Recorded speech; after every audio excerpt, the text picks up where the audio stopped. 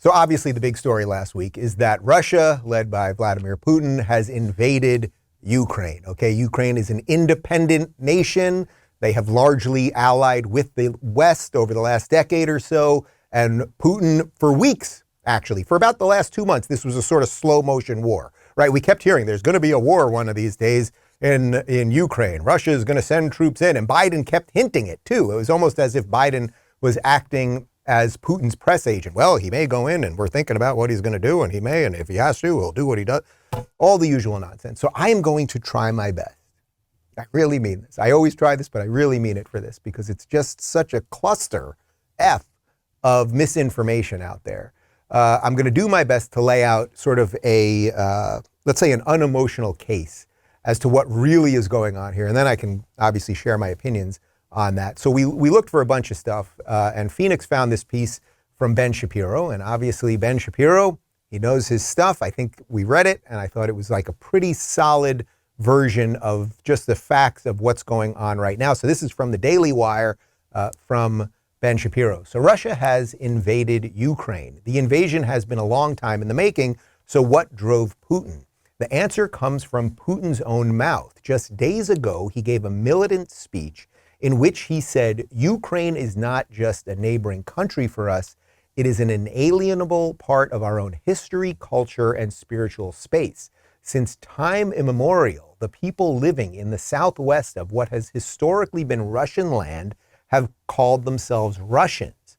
The real reason Putin is moving now is threefold. First, Russia has a major advantage right now, natural gas and oil. Europe has spent the last decade destroying its own energy capacity at the behest of Greta Thunberg and company.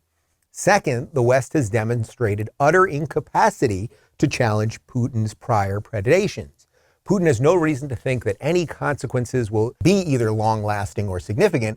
And on a broader level, Putin has watched as the West surrenders to aggressive dictatorial powers repeatedly, from Hong Kong in 2020 to Afghanistan in 2021. Third, Putin envisions a reimagined world order. He clearly lusts for a return to Russian glory, and he sees that China has oriented itself under Xi Jinping toward a similar purpose. So let me back out for just 1 second. So that's a basic explanation of what's going on here using Putin's own words. He just believes fundamentally that Ukraine belongs to greater Russia, okay, right? Like that's just the sort of basic idea here. Now, you can believe that is true or not. The Ukrainian people obviously do not believe that. And I believe that they have a right to defend their own land, as I would argue any people on earth have a right to do. And how you go about doing that, that is where the devil lies in the details. Okay, so this was a slow motion attack for about 2 weeks where they kept saying, we're going to do it. When are we doing it? There's going to be a troop buildup. There was all this weird stuff like, is it going to happen? It has to happen. And then things sort of get their own entropy. And clearly it was on the way. We all knew it was going to happen, and it was just a matter of when it was going to happen. So first we have a video compilation of some of the attacks going on in Ukraine by the Russian army. Уже штук 20 пролетіло. Не видно українського герба. Точно російські. Прямо над хатами. Прямо ось над хатами літають, падли. Полетіли в сторону аеропорта, бомблять аеропорт. Чути, що... Вот еще летят. Это пиздец.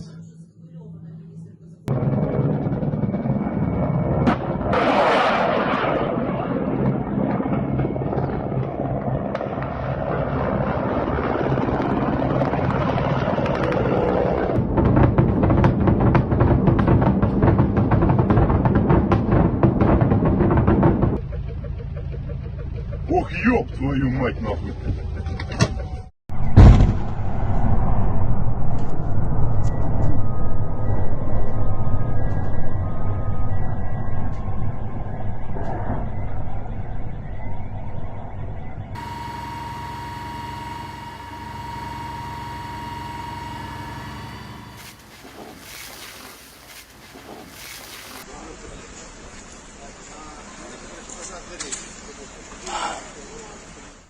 Okay, so the reason I wanted to show you guys that, and I'm sure you're seeing the clips on Twitter or wherever else you go for this kind of stuff, But the reason I wanted to show you that little compilation there was because this is real. This is real stuff. You know, if you watch mainstream media, it's so much about the players involved, right? This is Putin wants to go in and do this, and it seems almost inhuman that there's no human level of what's going on there. Those are people's houses. Those are people's apartments. Ukraine is a free sovereign nation that's a member of the United Nations. And Russia just decided to go in for whatever their reasons are, that they believe in this greater Russia idea. That's what Putin believes in. And they just decided, we're going to kill people. We're going to attack infrastructure. We're going to cause people to flee. Right now in Ukraine, if you're a male between, I believe it's 18 and 61, they're basically drafting you into the army right now. They're handing out weapons, which sort of makes you think that perhaps citizens should have weapons. It's a good thing we've got that Second Amendment here in the United States. And I also wanted to mention that on a personal note of this, you know, we have a locals office in Ukraine. I don't want to say what city it's in, but the city is under attack right now. And I want to give a shout out to 6 of our guys that are there: Mykola, Maxim, Vitaly, Vlad, and Evgeny. All work in one of our offices there. They're safe. We're in contact. Asaf, the CEO of Locals, is in contact with them, and we're trying to figure out what we can do to help them. And it's real. Like, this is real stuff. These are people that just want to live, that did not anticipate that, you know, say 6 months ago, oh, we'd be fleeing our homes or we'd be separated from our families or anything else. So it's there's a human part of this that I just think we can't forget, because we can all get lost in the sort of social media part of it, of Putin versus Biden and all of that stuff. Anyway, what's particularly interesting about all of this is that the Ukrainian president, his name is Volodymyr Zelensky, and in a bizarre twist, as I'm sure some of you have heard already, he is a comedian. He is a stand-up comedian. He is a Jewish stand-up comedian. So this, in essence, is like if Jerry Seinfeld became the president of the United States. That's sort of what happened here in Ukraine.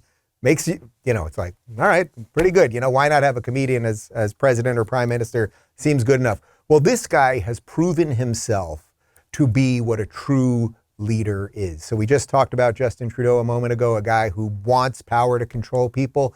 Well, many leaders would have fled the country by now, because he knows, Zelensky, that there is a mark on him, right? Like, Putin would gladly take him out if given the opportunity, and perhaps he's just waiting for the right moment. Well, Zelensky is not leaving. He could leave. He is not leaving. He is staying and fighting. Here's his first message to the people of Ukraine and to the world. Всім доброго ранку, українці.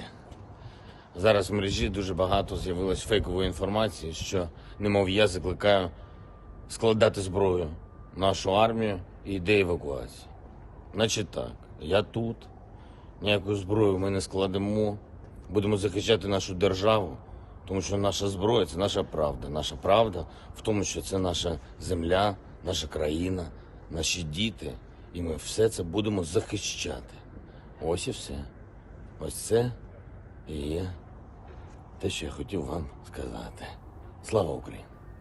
I want you to really, for just 1 second, think about the bravery of this guy. There is no doubt with Russian intelligence, they know exactly where Zelensky is. There is no doubt, simply no doubt, that through a drone strike or whatever other means, or a jet or whatever they got to do, a guy on the ground, that they could take him out. And there he is standing there saying, we will defend our land. We will defend our country. This is not what most leaders would do. It really is not what most leaders would do in a situation like this, a situation that seems so insurmountable, right? The Ukrainian army is nothing compared to the Russian army. But it's not just Zelensky that is proudly defending his nation. He's got a whole bunch of other officials that have not fled Kiev and are standing and fighting and making sure the world knows. Всім добрий вечір. Лідер фракції тут, голова Офісу президента тут, прем'єр-міністр Шмигаль тут, Подоляк тут, президент тут. Всі ми тут, наші військові тут, громадяни суспільства тут, всі ми тут. Захищаємо нашу незалежність, нашу державу. І так буде й далі. Слава нашим захисникам, слава нашим захисницям. Слава Україні! Man, it could choke you up. We are not going to flee. We are going to defend our independence. I mean, that's what it's all about. And to see leaders doing the right thing, it's rare these days.